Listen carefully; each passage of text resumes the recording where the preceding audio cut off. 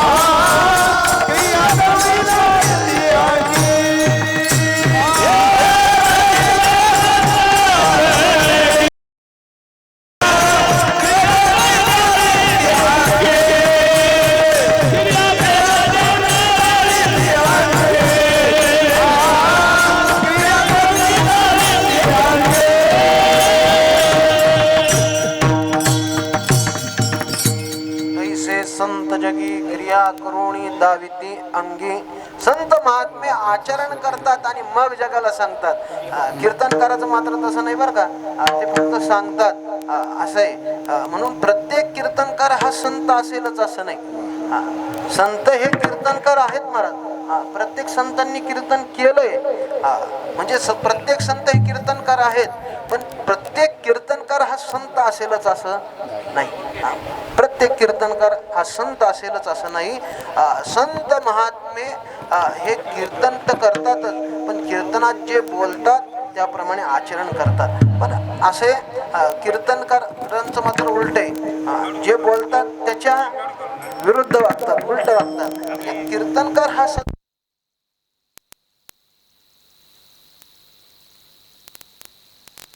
विठ्ठला विठ्ठला विठ्ठला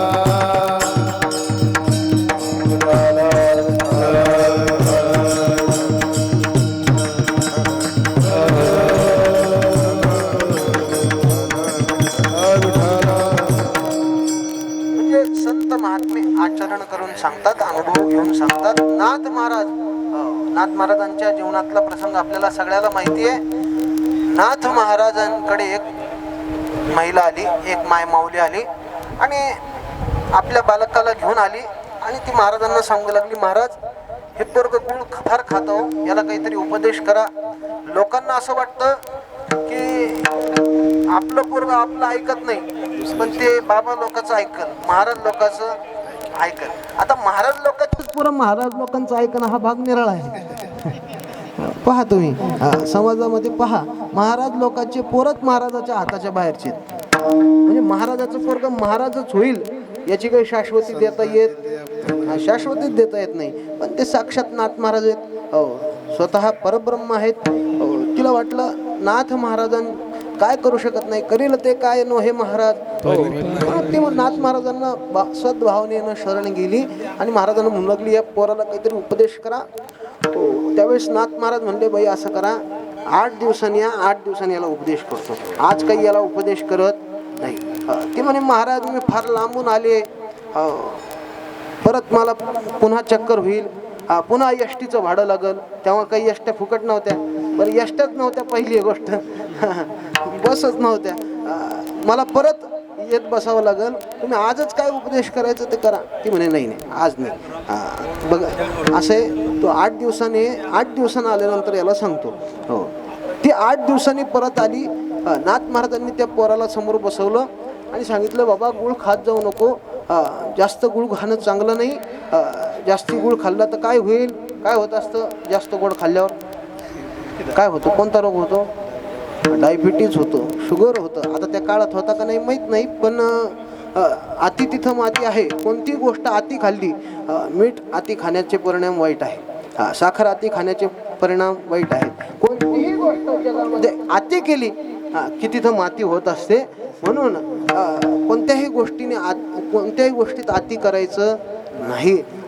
नाथ महाराज म्हणे, बाबा जास्त खात जाऊ नको, जास्त खाल्लं तर तुला रोग होईल, तुला काही त्रास होईल, काही अपाय होईल, जा म्हणे आता घरी. ती माय माऊली जराशी चिडली आणि महाराज हेच सांगायचं होतं तर 8 दिवसापूर्वी सांगायला काय झालं, तुम्हाला एवढंच सांगायचं होतं तर 8 दिवसापूर्वी सांगायला काय झालं. त्यावेळेस नाथ महाराज म्हणले, बाई असे मलाच गोड खायची सवय होती, मी स्वतः गुळ खात होतो आणि या लेकराला काय उपदेश करू. मग 8 दिवसात गुळ खाणं बंद केलं आणि मग याला सांगतोय म्हणे. संत महात्मे हे आचरण करून सांगत असतात. म्हणजे नाथ महाराज या ठिकाणी संतांचे उपकार शब्दामध्ये वर्णन करता येत नाही असं सांगतायत.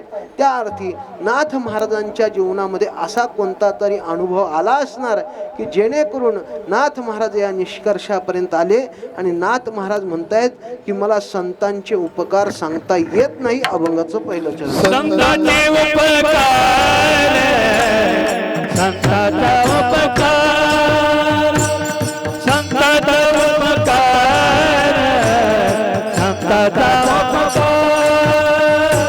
संतांचा उपकार, संतांचा उपकार, संतांचा उपकार, संतांचा उपकार.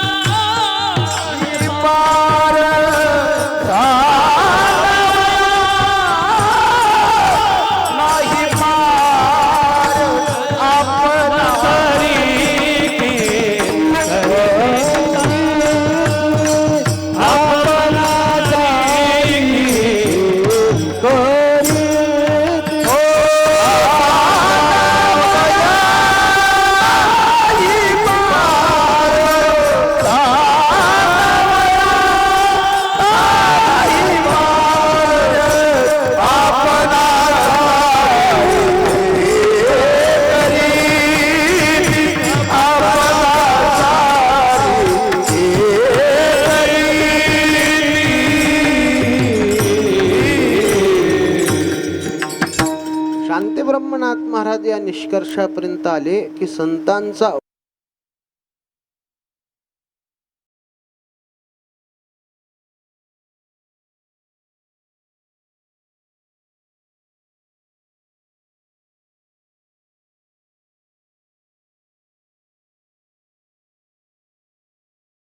का शक्य नाही, तर आपला हा देह मर्यादित आहे. आपला देह कसा आहे? मर्यादित आहे, क्षणभंगूर आहे. पुढच्या क्षणाचा काही भरोसा आहे का? आता कीर्तनकर इथं उभा आहे, पुढच्या क्षणी त्याचा काही भरोसा आहे का?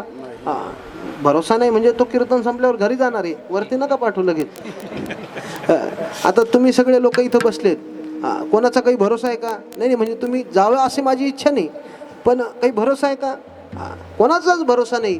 जगताचाच जिथं भरोसा नाही तिथं आपल्या देहाचा काय भरोसा आहे? क्या भरोसा है इस जिंदगी का, क्या भरोसा है इस जिंदगी का, साथ चलती नहीं, साथ चलती नहीं किसी का, सा भरोसा है इस जिंदगी का, क्या भरोसा है इस जिंदगी का. क्या भरोसा है इस जिंदगी का. असो संत प्रमाण असेल तर ठीक आहे, काही हरकत नाही म्हणायला. नसेल तर म्हणत जाऊ नये बुवा. असं आपल्या संतांनी एवढं मोठं वाङ्मय त्यासाठीच दिलंय. असो, शांतीब्रह्मनाथ महाराजांनी या ठिकाणी सांगतायत की आपल्याकडून, या मर्यादित जीवाकडून त्या संतांच्या उपकाराचं वर्णन करता येणं शक्य नाही. बघा, आपला जीव हा मर्यादित आहे आणि संत महात्म्यांचं त्या ठिकाणी कर्तृत्व, संत महात्म्यांचा महिमा हा आपल्या जीवापेक्षा, आपल्या आयुर्मर्यादेपेक्षा कितीतरी मोठा आहे. संत महात्म्यांचं आपण आयुष्यभर जरी वर्णन करत बसलो तरी त्यांचं यथार्थ वर्णन करता येणं शक्य नाही. म्हणून संतांचं वर्णन करायचंच नाही का? करायचं महाराज. हो, पण असे नाथ महाराज ज्यावेळेस म्हणतात की संताचा उपकार सांगावया नाही पार, त्यावेळेस उपकार काय आहे याचा विचार महत्वाचा आहे. उपकार, उपकार या शब्दातच त्या उपकाराचा अर्थ आहे. उप हा उपसर्ग आहे आणि कृ हा धातू आहे. उप म्हणजे जवळ आणि करणे म्हणजे जे परमात्म्याच्या जवळ आपल्याला करतात ते खरे उपकारी आहेत. परमात्म्याच्या जवळ जे आपल्याला नेऊन बसवतात ते खरे उपकारी आहेत. आपण उगीच कोणालाही उपकारी समजतो. लोक सहज म्हणतात अमुक व्यक्तीचे माझ्यावर फार उपकार आहेत. उपकार नाहीत महाराज. प्रत्येक व्यक्ती कोणी कोणाला मदत करत असेल तर तो स्वार्थानेच करतो. काही ना काहीतरी सूक्ष्म स्वार्थ त्याचा असतोच महाराज, त्याच्यामध्ये सूक्ष्म स्वार्थ असतो. पण संत महात्मे असे आहेत महाराज की जे निस्वार्थपणे त्या ठिकाणी उपकार करत असतात. विठ्ठल विठ्ठल.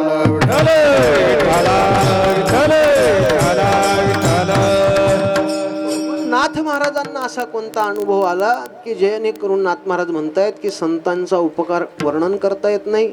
याकरता आपल्याला नाथ महाराजांच्या चरित्राचा विचार करावा लागेल, चरित्राकडे जावं लागेल. नाथ महाराजांच्या चरित्राचा जर आपण विचार केला तर नाथ महाराज साक्षात भगवान महाविष्णूचे अवतार आहेत, भगवान पांडुरंग परमात्म्याचे अवतार आहेत. साक्षात भानुदास महाराजांच्या कुळामध्ये अवतार नाथ महाराजांनी घेतलेला आहे. भानुदासाचे कुळी महाविष्णूचा अवतार, क्षेत्र प्रतिष्ठान वसती गोदावरी तीर. तो साक्षात भानुदास महाराज म्हणजे साक्षात सूर्यनारायणाचे अवतार आहेत. स्वये भानुजो भानु आराध येला, तयाचे कुळी दीपकू दिव्य झाला. हरिभक्तीला गुणी तारी समजता, नमस्कार माझा सद्गुरे कणाथा. साक्षात भगवान सूर्यनारायणाचे अवतार आहेत आणि भगवान पांडुरंग परमात्म्याची किती भक्ती केली हे सांगायचं काही कारण नाही. आज जर का भानुदास महाराजांनी आपल्यावर हे उपकार केले नसते, पहा सगळ्या महाराष्ट्रावर भानुदास महाराजांचे उपकार आहेत. जर आज भानुदास महाराजांनी पांडुरंग परमात्म्याला कर्नाटकातून वापस आणलं नसतं तर आपल्याला कर्नाटकात वारीला जावं लागलं असतं. बरं ठीक आहे, सामान्य वारकऱ्यावर सगळ्या महाराष्ट्रातल्या लोकांवर तर उपकार आहेतच आहेत, पण साक्षात भगवान परमात्म्यावर सुद्धा भानुदास महाराजांचे उपकार आहेत. पहा, म्हणजे संतांचे उपकार हे फक्त सामान्य जीवावरच नाही तर परमात्म्यावर सुद्धा संतांचे उपकार आहेत. परमात्म्यावर सुद्धा संतांचे उपकार आहेत. हो, भगवान परमात्म्याला ज्यावेळेस वापस पंढरीत आणलं, पुनर्स्थापना केली, त्यावेळेस भानुदास महाराजांना भगवान परमात्मा म्हणतो, न फिटे तुझा उपकार, दृष्टीस दाविले पंढरपूर, मी तुझे वंशी अवतार घेईन साचार निश्चित. हो, भगवान पांडुरंग परमात्मा भानुदास महाराजांना म्हणतात, भानुदासा, तुझा हा उपकार कधी फिटणार नाही, तू मला पंढरपूर दाखवलं. हो, हा तुझा फार मोठा उपकार माझ्यावर आहे. या उपकारातून उतराई होण्याकरता मी तुझ्या कुळामध्ये अवतार घेईन. नाथ महाराजांचा अवतार साक्षात पांडुरंग परमात्म्याचा अवतार आहे. आणि मग नाथ महाराज हळूहळू मोठे व्हायलेत. 5 वर्षाचे नाथ महाराज आहेत. आई वडील मूळ नक्षत्रावर नाथ महाराजांचा जन्म असल्यामुळे लवकर निवर्तलेत. हो, आजी आजोबा सांभाळतायत. हो, पुढे नाथ महाराजांच्या वाड्यामध्ये रोज एक पुराण सांगण्याकरता यायचा. श्रीधर माधव नावाचा टीकाकार पुराणिक त्या ठिकाणी नाथ महाराजांकडे पुराण सांगायला यायचा. नाथ महाराजांनी अत्यंत श्रद्धेने पुराण श्रवण करावं आणि नाथ महाराजांचा त्यातून एक निश्चय झाला की जर आपल्याला परमात्म्याची प्राप्ती करून घ्यायची असेल तर आपल्याला सद्गुरूला शरण गेल्याशिवाय पर्याय नाही. सद्गुरूसी शरण जाय त्यासी ब्रह्मप्राप्ती होय, सद्गुरु विन ब्रह्मज्ञान सर्वथा नव्हे नव्हे जाण, हे उपनिषदर्थे प्रमाण परमनिर्वाण साधले. शांती ब्रह्मनाथ महाराज म्हणतात की ज्याला परमात्म्याची प्राप्ती करायची आहे त्यांनी सद्गुरूला शरण जावं. मनुष्य देह प्राप्त झाल्यानंतर प्रत्येकाचं आद्य कर्तव्य आहे की मनुष्य देहामध्ये आल्यानंतर आपण परमात्म्याची प्राप्ती केली पाहिजे. मनुष्यपण तरी साधी नारायण नाही तरी हीन पशुहुनी, असे परमात्म्याने हातपाय कशासाठी दिले? इंद्रिय हातपाय कान डोळे मुख बोलाया वचन, जेणे तू जोडसी नारायण नासे जीवन भौरव. हे सगळं करण्याकरता आपल्याला हातपाय दिलेत, पण आपण वेगळंच काहीतरी करत बसतो. परमात्म्याने हातपाय दिले, परमात्म्याने भजनाकरता दिले, पण आपण भजन करत नाही. कीर्तनात बसल्यावर सुद्धा आपल्याला टाळी वाजवावं वाटत नाही. कीर्तनात बसल्यानंतर सुद्धा आपल्याला विठ्ठल विठ्ठल म्हणावं वाटत नाही. इतर वेळेस तर लांब राहिलं. इतर वेळेस लांब राहिलं महाराज, पण कीर्तनात बसल्यावर सुद्धा कीर्तनकार जेव्हा म्हणतो टाळी वाजवा, त्यावेळेस आपण टाळी वाजवतो. म्हणजे आपण आपला उद्धार स्वतःचा उद्धार करायचा आहे. उद्धरेद आत्मानं असं आहे महाराज, स्वतःचा उद्धार आपल्याला स्वतः करायचा आहे. म्हणून करा रे बापन साधन हरीचे जनी करण्याचे करू नका. असो, मला सांगायचं एवढंच आहे की परमात्मा प्राप्ती करून घेणं हे आपलं आद्य कर्तव्य आहे. म्हणून नाथ महाराजांचा निश्चय झाला की आता आपल्याला जर का परमात्मा प्राप्ती करायची तर आपल्याला सद्गुरूला शरण जावं लागेल. पहा, संतांनी हे आचरण करून दाखवलं. मी हे पहिले का सांगितलं? पहा, जिथं रामकृष्णादी अवतार, साक्षात भगवान रामकृष्ण हे पूर्ण अवतार आहेत, परब्रह्म आहेत, परंतु तेही कुठे गेले? भगवान रामप्रभू वशिष्ठाला शरण जातात. भगवान कृष्ण प्रभू हे सांदीपानी ऋषींना शरण जातात. म्हणजे देवदिकांना देखील संतांना शरण जावं लागतं. त्याप्रमाणे नाथ महाराज जरी पांडुरंगाचे अवतार असले तरी नाथ महाराज जगाला उपदेश करण्याकरता अवतरित झालेले आहेत, जगाला मार्ग दाखवण्याकरता अवतरित झालेले आहेत. म्हणून नाथ महाराज देखील सद्गुरूला शरण जात आहेत. नाथ महाराजांना मनामध्ये इच्छा निर्माण झाली की मला माझे श्रीगुरू कुठे भेटतील, माझे श्रीगुरू कुठे भेटतील, मी कोणाला गुरु करून घेऊ. असे आपल्याला कळलं पाहिजे. कोणाच्या पायावर डोकं ठेवावं, उगीच कोणाच्याही पायावर डोकं ठेवायचं नाही. आपल्याला कळलं पाहिजे कोणाला गुरु केलं पाहिजे. काय ते एक म्हणे, पाणी पिना छान के और गुरु करना जान के. असे गुरु करत असताना देखील गुरुची देखील परीक्षा घेतली पाहिजे आणि गुरुने देखील शिष्याची परीक्षा घेतली पाहिजे. म्हणून आजकाल असं झालंय महाराज, कुणी कोणाला माळी घालायला लागले. समाजामध्ये फार वाईट परिस्थिती झाली. कुणी कोणाला माळी घालायला लागलंय, कुणी कीर्तन करायला लागलंय, कोणाचं काही मर्यादाच राहिली नाही महाराज. कुणी उठलं की कीर्तन व्हायला लागलंय. होऊ नये अशातला अर्थ नाही, पण होत असताना सांप्रदायिक पद्धतीने संतांनी जी मर्यादा घालून दिली आहे त्या मर्यादेने कीर्तन करावं, त्या मर्यादेने परमार्थ करावा. विनाकारण फक्त लोकांना मनोरंजन करण्याकरता आपलं कीर्तन नसावं. कीर्तन हे मनोरंजनाचं साधन नसून कीर्तन हे परमात्मा प्राप्तीचं साधन आहे. म्हणून परमात्मा प्राप्तीसाठी याचा उपयोग केला पाहिजे. लोकांना चांगलं वाटावं, लोकांनी आपल्या कीर्तनात हसावं याकरता कीर्तन केलं नाही पाहिजे. म्हणून आपण या ठिकाणी जर विचार केला तर नाथ महाराजांना उत्कंठा लागली, मला श्रीगुरु कधी दर्शन देतील, मी कोणाला श्रीगुरु करून घेऊ. मग त्या ठिकाणी नाथ महाराज, इथं पैठणमध्ये ग्रामदैवत आहे डोलेश्वराचं, त्या डोलेश्वराच्या त्या शिवालयामध्ये नाथ महाराज नित्य उपासना करता जायचे. त्या ठिकाणी नाथ महाराजांना दृष्टांत झाला की तू ज्या श्रीगुरूची प्राप्ती तुला करून घ्यायची आहे ते तुला देवगिरी किल्ल्यावर भेटतील, जनार्दन स्वामी महाराजांना तू गुरु करून घे. असा दृष्टांत झाल्यानंतर नाथ महाराज निघाले. अवघे 7-8 वर्षाचे नाथ महाराज आहेत आणि देवगिरी किल्ल्याच्या दरवाजावर पोहोचले, प्रवेशद्वारावर पोहोचल्यानंतर शिपाई काही आत जाऊ देणार. आता किल्लेदार म्हणल्यानंतर काही साधारण मनुष्य आहे का? एका प्रांताचा मुख्यमंत्री म्हणजे त्या काळचा किल्लेदार आहे. मुख्यमंत्र्याला असं सहज भेटता येतं का? नाही. एखाद्याला वाटलं नाही आज फडणवीस साहेबाची भेट घेऊन घेऊ देतील का अपॉइंटमेंट असल्याशिवाय? नाही फडणवीस साहेब नाही भेटलं तर शिंदे साहेबाला भेटू, भेटता येईल का? अपॉइंटमेंट पाहिजे, असं काहीतरी त्यांचं पत्र पाहिजे, त्याशिवाय भेट घेऊ देतील का? मंत्रालयात प्रवेश देतील का? नाही देणार. म्हणजे त्या ठिकाणी आपल्याला आता नाथ महाराजांना प्रवेश देईनात. तिथं एखादा दुसरा असता म्हणला असता चला आता वापस, हे काही सोडत नाहीत. पण नाथ महाराजांनी निश्चय केला होता, जोपर्यंत मला श्रीगुरूची भेट होत नाही तोपर्यंत मी इथून जाणार नाही. त्या किल्ल्याचं बांधकाम चालू होतं. नाथ महाराजांनी त्या किल्ल्याच्या बांधकामाच्या त्या ठिकाणी दगड फोडायचं काम केलं, खडी फोडायचं काम केलं. लोकांना असं वाटतं की मला सहज गुरु भेटावेत. गुरु सहज भेटत नसतात महाराज. गुरु भेटण्याकरता सुद्धा फार मोठे यत्न करावे लागतात. गुरु भेटणं फार सोपं नाही महाराज, किती अवघड आहे. चंद्रामृत सुखे सेववे, चंद्रामृत सुखे सेववे,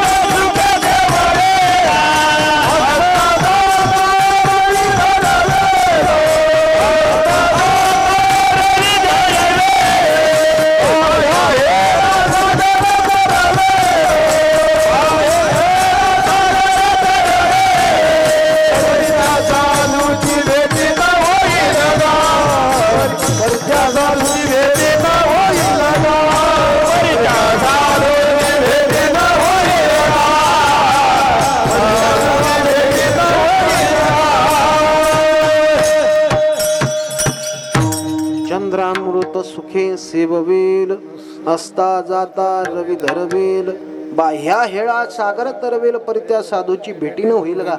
हो, नाथ महाराज म्हणतात अशक्यातल्या अशक्य असणाऱ्या गोष्टी शक्य होतील, पण श्रीगुरूची भेट होणं शक्य नाही. किती अवघड आहे. चंद्रामृत प्राप्त होईल, चकोर पक्षाला चंद्रामृत प्राप्त होतं. नाथ महाराज भागवतात देखील सांगतात, व्याघ्र सिंहाचे दूध जोडे, चंद्रामृत ही हाता पडे, परी हरिप्रियाची भेटी नातुडे, हे दुर्लभ भाग्य गाडे मनुष्या. असे वाघिणीचं आणि सिंहिणीचं दूध सोपं का प्राप्त करणं? ते दूध प्राप्त करण्याकरता पहिले तर सुवर्ण पात्र पाहिजे. हो, सुवर्ण पात्र मी आणून देतो, त्याला काय लागतं? 5-50 ग्रॅमचं असेल बुवा, छोटंसं का असं ना, आपल्याला काय फार मोठं दूध नाही काढायचं म्हशीसारखं, थोडंच काढायचंय, थोडंच आणा. पण ते थोडं आणण्याकरता किती कष्ट आहेत. वाघिणीचं आणि सिंहिणीचं दूध काढणं सोपं आहे का? महाराज त्या ठिकाणी प्राणाला मुकावं लागल. काय होईल? प्राणाला मुकावं लागल. म्हणजे वाघिणीचं आणि सिंहिणीचं दूध प्राप्त होणं शक्य नाही. तेही प्राप्त होईल प्रयत्न केला तर.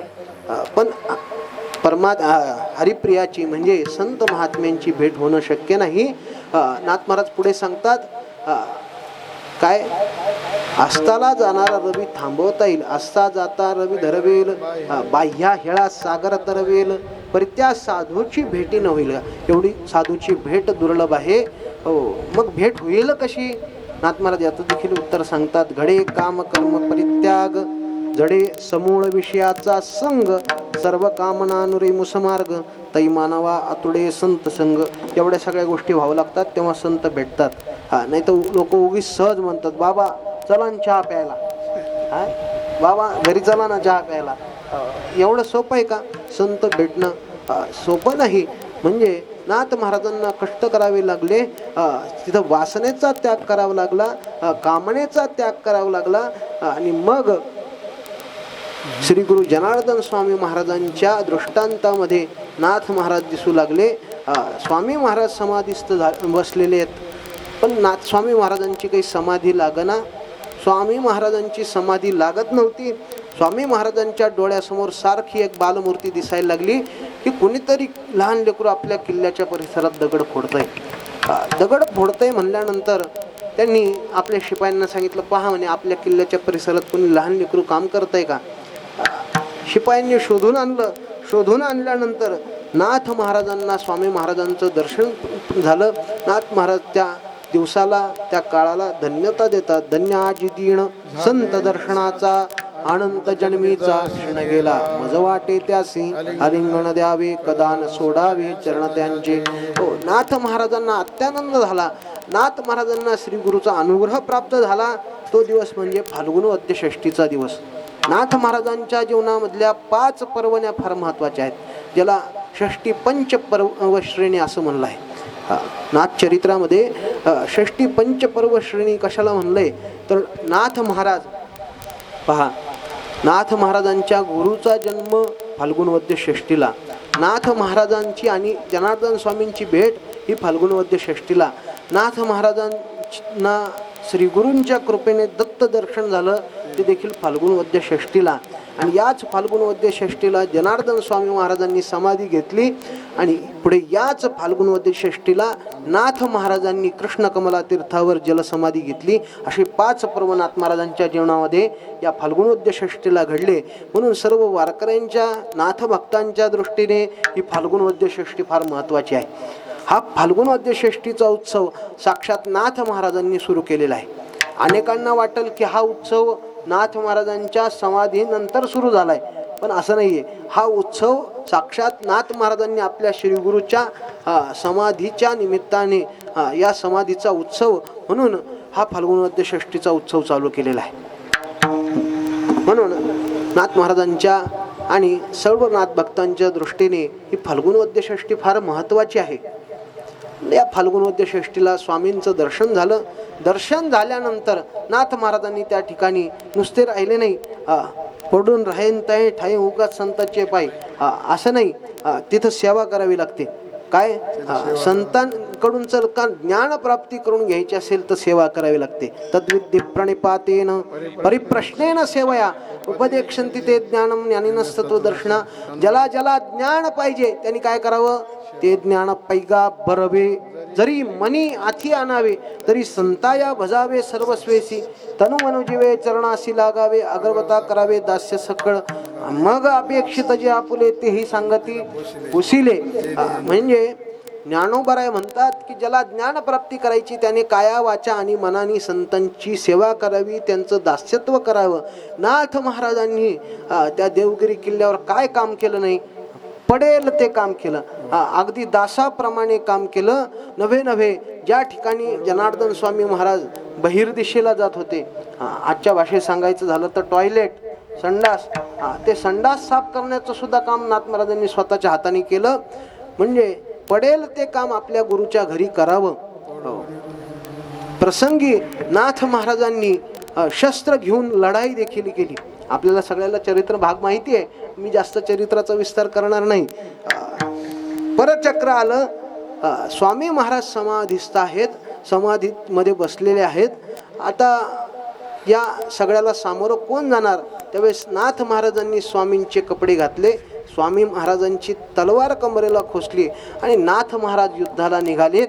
नाथ महाराजांनी एवढं भयानक युद्ध केलं, एवढं सुंदर युद्ध केलं की लोकांना लक्षात येईना हे नाथ महाराज आहेत का जनार्दन स्वामी आहेत. दुसऱ्या दिवशी दरबारामध्ये सगळे जनार्दन स्वामींची वाहवा करायला लागले की स्वामी महाराजांनी काय युद्ध केलं, काय शत्रूला पळवून लावलं. स्वामी महाराजांना प्रश्न पडला, आपण तर इकडं समाधीत बसलेलो होतो आणि हे सगळे लोक आपली वाहवा करायलेत. निश्चित हे काम दुसरं कोणाचं नाही, हे नाथ महाराजाचं काम आहे. मग त्या ठिकाणी जनार्दन स्वामींना वाटलं की आता हा आपला शिष्य भगवत दर्शनाचा अधिकारी झाला आहे आणि याला भगवत दर्शन घडवलं पाहिजे. म्हणून जनार्दन स्वामी महाराजांनी त्या दर गुरुवारी कुठे जायचे? शूलिभंजन पर्वतावर जायचे. शूलिभंजन पर्वतावर दर गुरुवारी जनार्दन स्वामींना दर्शन देण्याकरता साक्षात भगवान दत्तप्रभू यायचे. त्या दिवशी नाथ महाराजांना घेऊन जनार्दन स्वामी शूलिभंजन पर्वतावर आले. आल्यानंतर स्वामी महाराज एका खडकावर बसलेले आहेत. थोड्या अंतरावर नाथ महाराज हात जोडून उभे आहेत आणि थोड्या वेळाने तिथं एक मलंग आला, फकीर आला. फकीर माहिती ना, हातात कुंचा असतो, कशाचा? मोराच्या पिसाचा, झोळी, हिरवे कपडे, अशा प्रकारचा सगळा तो फकीर. आणि तो आला आणि जनार्दन स्वामींच्या शेजारी बसला. बऱ्याच वेळ दोघांनी गप्पा मारल्या.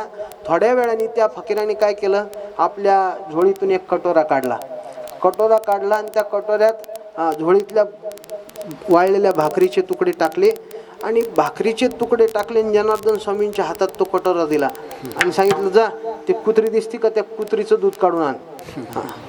जनार्दन स्वामी महाराज गेले, त्या कुत्रीचं दूध काढलं. त्या कुत्रीच्या दुधात ते वाळलेले तुकडे कुस्करले, त्याचा काला केला आणि दोघांनी एकाच पात्रात खायला सुरुवात केली. नाथ महाराज हा सगळा प्रसंग लांबून पाहतायत. नाथ महाराज पाहतायत की आपले श्रीगुरू एवढे श्रीमंत, किल्लेदार आणि या फकीरासोबत बसून वाळलेले तुकडे खायलेत तर खायलेत, कुत्रीच्या दुधात कालवलेले खायलेत. कुत्रीच्या दुधात कोणी खातं का? जास्तीत जास्त गाईच्या, म्हशीच्या आणि जास्तीत जास्त शेळीच्या दुधात. शेळीचं दूध पिऊ नये पण पितात बरेचसे लोक. शेळीच्या दुधात, याच्यापेक्षा पुढं कुत्रीचं दुधात कोणी काही खातं का? नाही. नाथ महाराज म्हणे हे कुत्रीच्या दुधात हे वाळलेले तुकडे खायलेत. सगळा अजब प्रसंग नाथ महाराजांना दिसायला लागला. दोघांचं खाणं झालं. खाणं झाल्यानंतर नाथ महाराजांना त्या फकीराने आवाज दिला, ए पोरा इकडे म्हणे, हे कटोरा धुवून आण म्हणे, जा. नाथ महाराज तो कटोरा धुण्याकरता गेले. तो कटोरा धुतला, विसळला आणि त्या कटोऱ्यातलं पाणी फेकून दिलं नाही महाराज. नाथ महाराज काही कच्च्या गुरुचे चेले नव्हते. नाथ महाराजांनी विचार केला, ज्या अर्थी आपले श्रीगुरू या फकीरासोबत बसून खात आहेत त्या अर्थी हा कुणी साधारण मनुष्य नसला पाहिजे. नाथ महाराजांनी ते सगळं पात्र विसळलं आणि त्याच्यातलं सगळं शिल्लक राहिलेलं ते पाणी पिऊन घेतलं, प्रसाद म्हणून पिऊन घेतलं आणि वापस येऊन पाहतायत तर काय, साक्षात भगवान दत्तात्रय त्या ठिकाणी उभे आहेत. ते नशिरे 6 हात माझा दंडवत, अशा प्रकारची दत्तमूर्ती त्या ठिकाणी उभी आहे. भगवान दत्तात्रयांनी दर्शन दिलं. कोणामुळे? श्रीगुरूच्या कृपेमुळे. सद्गुरु कृपे श्री दत्त ओळखिला, हृदय डोलाऱ्यावरी बैसविला, अभेद पूर्ण चांदवा तेथे दिदला, श्रद्धा भक्तीने श्री दत्त पूजेला. भगवान दत्तात्रयांचं दर्शन झालं. कोणामुळे? सद्गुरूच्या कृपेमुळे. पुन्हा याच शूलिभंजन पर्वतावर नाथ महाराजांनी तपश्चर्या केली आणि तपश्चर्या केल्यानंतर नाथ महाराजांना जनार्दन स्वामींच्या कृपेने पुन्हा एकदा साक्षात भगवान नारायणाचं चतुर्भुज स्वरूपात दर्शन झालं. ते कोणामुळं?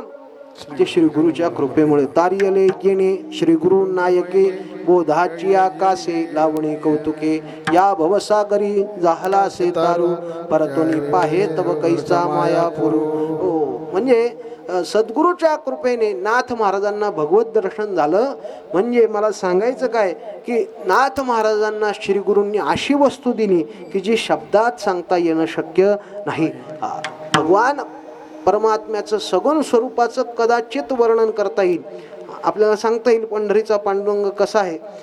कटेवर हात ठेवून उभा आहे, समचरणी उभा आहे, समदृष्टीने उभा आहे, रंगाने काळा आहे, समचरण दृष्टी विटेवरी. भगवान परमात्म्याचं असं सगळं वर्णन आपल्याला सगुण स्वरूपाचं वर्णन करता येईल. भगवान रामप्रभूचं देखील वर्णन करता येईल. भगवान कृष्ण परमात्म्याचं देखील वर्णन करता येईल. मेघवर्ण आहे, हातात बासरी घेतलेला आहे, देहुडा उभा आहे, असं सगळं वर्णन करता येईल. पण निर्गुण परमात्म्याचं काय वर्णन करावं. अव्यक्त निराकार नाही ज्या आकार, जेथोनी चराचर हरिसी वजे. म्हणजे भगवान परमात्म्याचं ते स्वरूप अनिर्वचनीय आहे आणि ते अनिर्वचनीय स्वरूप निर्गुण स्वरूपाची प्राप्ती संतांनी करून दिली. म्हणून संतांचा उपकार सांगता येत नाही असं नाथ महाराज म्हणतात. मग सांगायचं आहे उपकार तर सांगायचा आहे की संतांनी काय उपकार केलाय. त्यासाठी नाथ महाराज थोडंसं तर्क करून सांगतात. एका न्यायाने सांगतात की नाथ महाराज म्हणतात की जसे संत आहेत तसंच ते आपल्या शिष्याला बनवतात. संत कसे आहेत तर ते परमात्मा स्वरूप आहेत आणि ते आपल्या शिष्याला देखील परमात्मा स्वरूपाने सारखं बनवतात, स्वतः सारखं बनवतात. अभंगाचं दुसरं चरण.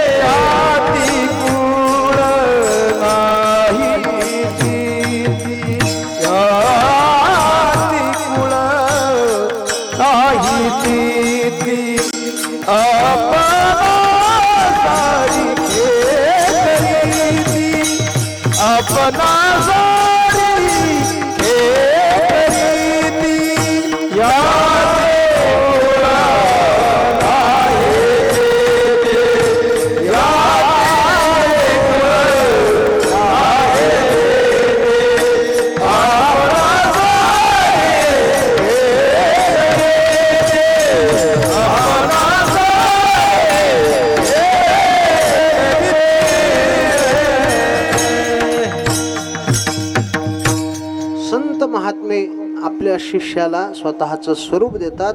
श्रीमद आद्य शंकराचार्य शतश्लोकी नावाच्या ग्रंथामध्ये एक श्लोक लिहितात. ते म्हणतात की या जगतामध्ये सद्गुरूला द्यावी अशी उपमा शोधून सापडत नाही. सद्गुरूसाठी असा कोणताच दृष्टांत सापडत नाही की जो योग्य आहे, जो परफेक्ट आहे असा दृष्टांत सापडत नाही. का तुम्ही कोणताही दृष्टांत कोणतीही उपमा सद्गुरूला लावा ती कमीच पडते महाराज. आईबापाची जरी उपमा लावली तरी ती कमी पडते. पहा, केले उपकार सांगू मी काय, बाप न करी ऐशी माय, धर्मे त्यांच्या देखिले पाय, दिले अक्षय अभय दानला. जे दान मायबाप देत नाहीत, जे उपकार मायबाप करत नाहीत ते संत उपकार करतात. नाथ महाराज म्हणतात की संतांना मायबाप म्हणताना मला लाज वाटते. का? संतांना मायबापाची उपमा देताना मला लाज वाटते. का? कारण संता मायबाप म्हणता लाज वाटे बहुचित्ता, मायबाप जन्म देतील संत चुकविती जन्मपंक्ती. काय म्हणतात नाथ महाराज? संत चुकविती जन्मपंक्ती. मायबाप जन्म देऊन या संसारात अडकवतात आणि संत महात्मे परमात्म्याचं दर्शन घडवून आपल्याला या संसारातून सोडवतात.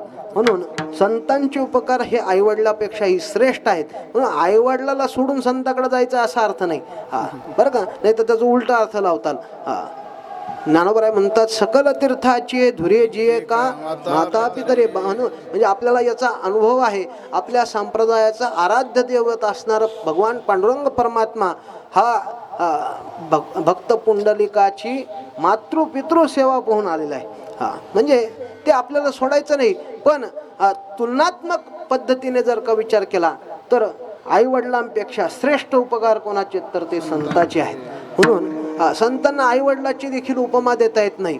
मग परिसाची उपमा द्यावी नाही जमत. लोह परिसाची न साहे उपमा. एका वाक्यात तुकोबरांनी सांगितलं सद्गुरु महिमा अगधची. लोह परिसाची उपमा देखील चालत नाही का? त्याचं उत्तर श्रीमत आद्य शंकराचार्य या श्लोकात देतात.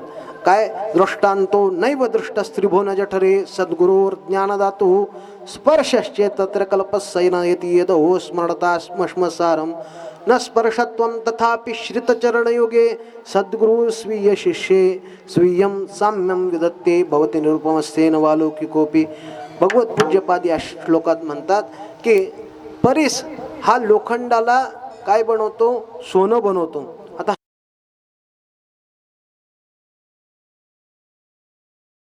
स्पर्श केला तर हे स्टँड कशाचं होईल? सोन्याचं होईल. कोणी घेऊन जाऊ नका बरं का, सोन्याचं म्हणून घेऊन जातात. असं आहे. परिसाचा स्पर्श झाल्यानंतर लोखंडाचं काय होतं? सोनं होतं. पण त्या ठिकाणी परिसाचा स्पर्श झाल्यानंतर लोखंडाचा परिस का होत नाही? त्याने स्वतःचं स्वरूप त्या लोखंडाला द्यावं ना. पण परिस हा कंजूस आहे, कृपण आहे, राजकारणी आहे. थोडक्यात सांगायचं झालं तर राजकारणी आहे. राजकारणी पहा, राजकारणी लोक कसे असतात? राजकारणी लोक आपल्या चेल्या चपाट्यांना कार्यकर्त्यांना मोठं होऊ देत नाहीत. मोठं करतात पण एका लेवलपर्यंत, त्याला स्वतःपेक्षा लहानच ठेवतात. कारण त्याला भीती असते उद्या जर का हा आपल्या बरोबरीला आला, आपल्यापेक्षा मोठा झाला, तर उद्या आपली उमेदवारी धोक्यात येऊ नये, आपली उमेदवारी धोक्यात येऊ नये असं त्यांना भीती असते. तसं परिसाला वाटतं की माझ्यासारखे अनेक परिस निर्माण झाले तर माझं महत्त्व कमी होईल. म्हणून तो परिस स्वतःचं परिसत्व देत नाही, तो सुवर्णत्व देतो पण परिसत्व देत नाही. म्हणून परिसाची सुद्धा उपमा संतांच्या ठिकाणी लावता येत नाही.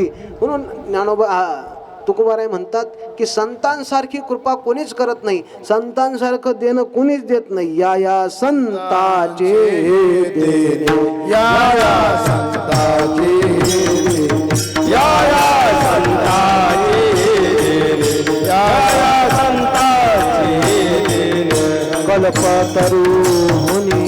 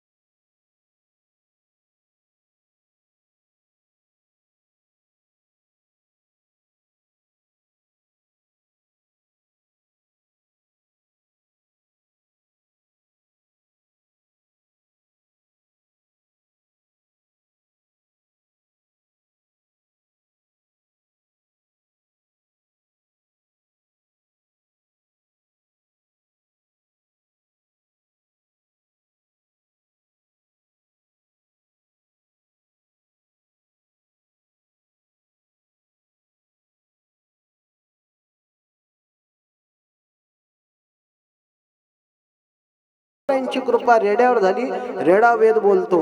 ज्ञानोबरायांची कृपा भिंतीवर झाली, रेडा तरी सजीव महाराज, कदाचित तो तरी बोलू शकतो, पण भिंत महाराज जड आहे, जड, ती देखील चालते. कोणाची कृपा आहे? ज्ञानोबरायांची कृपा आहे. म्हणून देत असताना न पाही याती कुळाचा विचार, भक्त करुणाकर ज्ञानाबाई. हो, अजून सांगायचं झालं तर नाथ महाराजांच्या जीवनातला प्रसंग पहा. 108 वेळेस तो यवन नाथ महाराजांच्या अंगावर थुंकला. कथाभाग सगळ्याला माहिती आहे. थुंकल्यानंतर त्याचं सगळं तोंड सोललं. 108 वेळेस थुंकला तरीही नाथ महाराजांना राग येईना. नुसतं नाथ महाराजांनी त्याच्याकडे वळून जरी पाहिलं असतं तरी नाथ जागेवर भस्म झाला असता, एवढं सामर्थ्य नाथ महाराजांकडे होतं. पण नाथ महाराजांनी सदा त्याच्याकडे वळून सुद्धा पाहिलं नाही. त्याला पश्चाताप झाला की आपण एवढ्या मोठ्या महात्म्याचा अपमान केला, विटंबना केली, त्रास दिला. तो नाथ महाराजांना शरण आला, नाथ महाराजांच्या चरणावर गडबडा लोळू लागला की महाराज माझ्यावर कृपा करा, मला क्षमा करा, माझ्याकडून फार मोठा अपराध झाला. एखादा त्या ठिकाणी असता, दुसरा कोणताही साधू असता किंवा इतर कुणी असतं, ठीक आहे, जास्तीत जास्त क्षमा केली असती. एखादा शांत असणारा व्यक्ती त्यांनी क्षमा केली असती. पण आमचे नाथ महाराज एवढे कृपाळू आहेत. किती कृपाळू आहेत?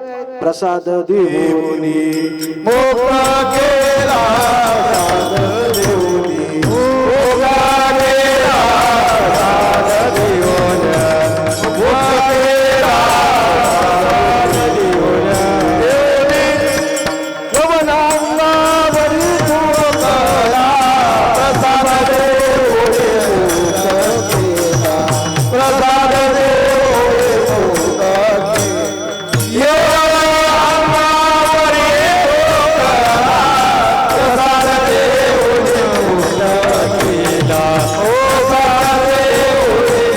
प्रसाद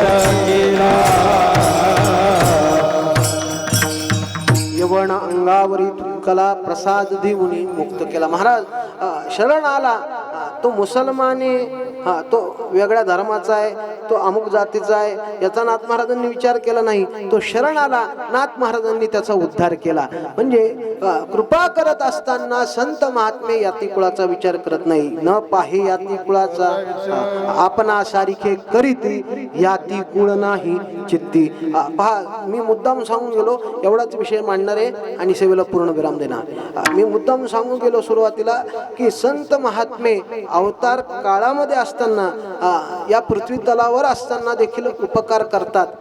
पहा, अनेकांचा उद्धार ज्ञानोबरायांनी केला, अनेकांचा उद्धार तुकोबरायांनी केला, अनेकांचा उद्धार नाथ महाराजांनी आपल्या अवतार काळामध्ये केला. आपल्याला त्याची उदाहरणं जागोजागी पाहायला भेटतात की कोणाकोणाचा नाथ महाराजांनी उद्धार केला, कोणाकोणावर कृपा केली, या सगळ्याचा विचार आपल्याला पाहायला भेटतो. पण आजही ज्ञानोबराय, तुकोबराय, नाथ महाराज आदी आदी सर्व संत आपल्यावर कृपा करतात, आपल्यावर उपकार करतात. म्हणून आज आपण इथे उभे आहेत. संतांचे उपकार आजही आपल्यावर आहेत. कशाच्या माध्यमातून? शब्दाच्या माध्यमातून. तुकोबाराय म्हणतात, शब्दासारखा उपकार कशानेच होत नाही. शब्द हा बहुसार, उपकाराची राशी, म्हणून चालविला मागे येतील त्यासी, मागोनी आले वाट सिद्ध ओळीची तैसी, तरले तरती गा आणि काही विश्वासी. आजही ज्ञानोबरायांची ज्ञानेश्वरी वाचली की माणूस तरतो, हा अनुभव आहे. वाचिल जो वाचतो तो तरतो. नव्हे नव्हे ज्ञान होय अज्ञानासी, ऐसा वरजा टिकेशी. ज्ञान होय मूढा, अतिमूर्ख त्या दगडा. पहा, म्हणजे दगडाला सुद्धा ज्ञान होईल अशी ती ज्ञानेश्वरी आहे. हो, नव्हे नव्हे नाथ महाराजांचं भागवत ज्याने ज्याने वाचलं तो जीवनमुक्त अवस्थेला प्राप्त होतो. नाथ महाराजांचं भागवत वाचण्याचा हा महिमा आहे. काय म्हणतात ज्ञानोबराय महाराज? त्यांचे वाचिता भागवत, प्राणी होय जीवन मुक्त, प्राणी होय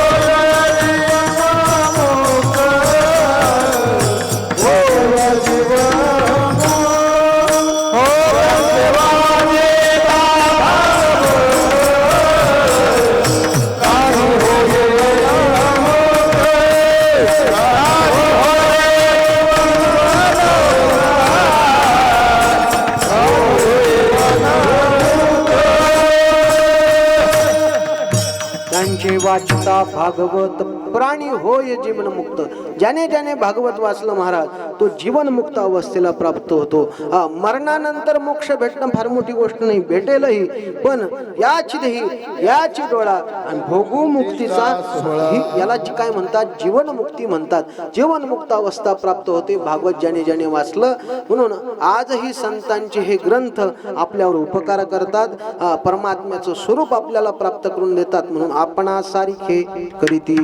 बरं, असं काही आहे का की अमुक जातीच्या व्यक्तीने ज्ञानेश्वरी वाचली त्याला वेगळं फळे, अमुक जातीच्या व्यक्तीने भागवत वाचलं तर त्याला वेगळं फळे, त्यापेक्षा काही वेगळ्या जातीच्या धर्माच्या व्यक्तीने जर का ते भागवत वाचलं तर त्याला वेगळं फळे, असं काही आहे का? नाही. सगळ्यांना सारखं फळे महाराज, सगळ्यावर सारखी कृपा संत करतात. म्हणून संतांच्या अंतकरणात दया आहे. दया अंतरात वसे दुजेपण तेथे नसे. दुजेपणा संतांच्या ठिकाणी नाही. पहा, दयेचा स्वभाव काय आहे, सर्वाभूती भगवत भाव. सगळ्या ठिकाणी परमात्म्याचं दर्शन होणं हा दयेचा स्वभाव आहे, हा भाव आहे. दया तिचे नाव भूतांचे पाळण असे महाराज. म्हणून संत महात्म्यांच्या ठिकाणी दया मूर्तिमंत आहे. किती आपल्याला सगळ्याला दृष्टांत माहिती आहे. काशीहून रामेश्वराला नाथ महाराज निघालेत, कावड घेऊन निघालेत, अनेक दिवसाचा प्रवास केलाय आणि एक दिवशी दुपारी उन्हाची वेळ आहे आणि एक गाढव तहानेनं व्याकुळ होऊन ओरडतंय. नाथ महाराजांनी क्षणाचाही विचार केला नाही आणि जी कावड रामेश्वराला नाथ महाराज घेऊन चालले त्या कावडीतलं पाणी त्या गाढवाच्या मुखात ओतलं. काय म्हणून सगळे लोक म्हणू लागले, अहो महाराज थांबा, एवढ्या दिवसापासून प्रवास केलाय आणि या गाढवाला पाणी पाजायला तुम्ही, ते आपल्याला रामेश्वराला घालायचंय. नाथ महाराज म्हणे माझा रामेश्वर ह्याच्यात आहे. जसं पाणी ओतलं महाराज तसं रामेश्वर भगवान प्रगट झालेले आहेत. म्हणजे पहा तुम्ही, भगवान परमात्मा सर्व भूतांमध्ये आहे. आपल्याला जर का हा बोध प्राप्त झाला तर यत्र तत्र सर्वत्र आपल्याला परमात्म्याची अनुभूती येत असते. विठ्ठल जळी स्थळी भरला रिता ठावना युरला. म्हणून संतांच्या अंतकरणात दया आहे. म्हणून नाथ महाराज म्हणतात, दया अंतरात वसे तुझे पण तेथे नसे. हो, आणि संतांसारखं उदार या जगतामध्ये दुसरं कोणी नाही. उदारपणे उदार एका जनार्दनी निर्धार. नाथ महाराज या ठिकाणी निश्चयाने सांगतात की संतांसारखं उदार या जगतात कोणीही नाही. किती उदार आहेत संत. त्या ठिकाणी दुकान मांडून बसलेत. घातला दुकान देते आलियासी दान. संत उदार उदार भरले अनंत भांडार. कसं दुकान मांडलंय, एका जनार्दनी मांडले दुकान देती मोलाविन सर्व वस्तू. असा कोणता दुकानदार पाहिला का फुकट वस्तू देणारा? फुकट देणारा कोणी आहे का? नाही महाराज, फुकट नाही, उधार सुद्धा कोणी देत नाही. उधार सुद्धा देत नाही. मोठी पाटी लावलेली असते, उधारी बंद आहे. व्यवसायामध्ये पैशाची गरज आहे म्हणून उधारी बंद आहे. बोर्ड लावलेला असतो, आज नगद कल उधार. म्हणजे जिथं दुकानदार उधार देखील द्यायला तयार नाही तिथं आमचे संत महात्मे फुकट देत आहेत महाराज. फुकट काय फुकट देत आहेत? कोणती वस्तू फुकट देत आहेत? परमात्मा वस्तू फुकट देत आहेत, सद वस्तू फुकट देत आहेत, देव देत आहेत महाराज. देव घ्या कोणी, देव घ्या कोणी, पण आम्ही म्हणतो देव नलगे, देव नलगे असे महाराज. आपलं फुकट बेस भेटती ती वस्तू आपण घेत नाही आणि विकत भेटती त्याच्या मागे जातो. नाही काही होत नाही, जाऊ द्या, राहू द्या. फुकट भेटती त्याच्या मागे आपण जात नाही. संत महात्मे आपल्याला फुकट देव देत आहेत तरी आपण तो घेत नाही. संत एवढे उदार आहे. उदारपणे उदार एका जनार्दनी निर्धार. निर्धाराने सांगतात. संतांच्या ठिकाणी विश्वास असला पाहिजे. परमार्थामध्ये विश्वासाला महत्व आहे. आणि संशयासारखं दुसरं पाप नाही. संशयाने थोर आणि पाप नाही बरं, जे विनाशाची वाघुर प्राणी अशी. म्हणून निर्धाराने निश्चयाने परमार्थ केला पाहिजे. तसं नाथ महाराज म्हणतात, संतांसारखं उदार, संतांसारखं श्रेष्ठ, संतांसारखं उपकारी या जगतामध्ये दुसरं कोणी नाही. म्हणून संतांना शरण जा, संतांची सेवा करा. विठोबा रखुमाई, विठोबा रखुमाई, विठोबा रखुमाई, विठोबा रखुमाई, विठोबा रखुमाई, विठोबा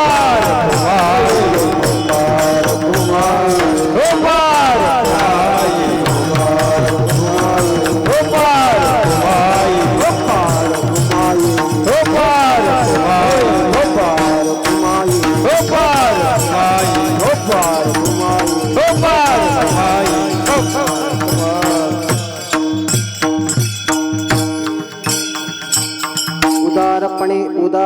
एका जनार्दनी निर्धार आपणा सारिखे करीती या ते कुळ नाही चित्ती. या ठिकाणी यथामती यथावकाश अभंगाचा जो काही भाव होता तो सांगण्याचा प्रयत्न केला. झालेली सेवा सद्गुरुनाथ महाराजांच्या चरणी समर्पित करतो. सेवेला या ठिकाणी पूर्णविराम. आणि अजून एक महत्त्वाची सूचना अशी आहे, आपल्या शांतीब्रह्म श्री संत एकनाथ फिरता सप्ताह यंदाच्या वर्षी आळंदी क्षेत्री 6 जून ते 13 जून या कालावधीमध्ये संपन्न होणार आहे.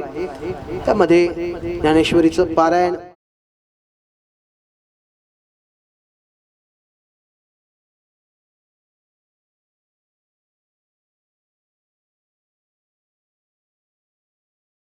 राहण्याची भोजनाची सगळी व्यवस्था आहे.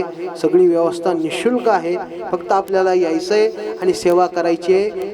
या परमार्थाचा आनंद घ्यायचा आहे. 6 जून ते 13 जून या कालावधीमध्ये अगस्त्य आश्रम केळगाव रोड आळंदी या ठिकाणी हा उत्सव संपन्न होणार आहे. तरी सर्व भाविक भक्तांना विनंती आहे आपण या उत्सवास अवश्य उपस्थित राहावं आणि नाथ महाराजांच्या या सोहळ्याचा आनंद घ्यावा.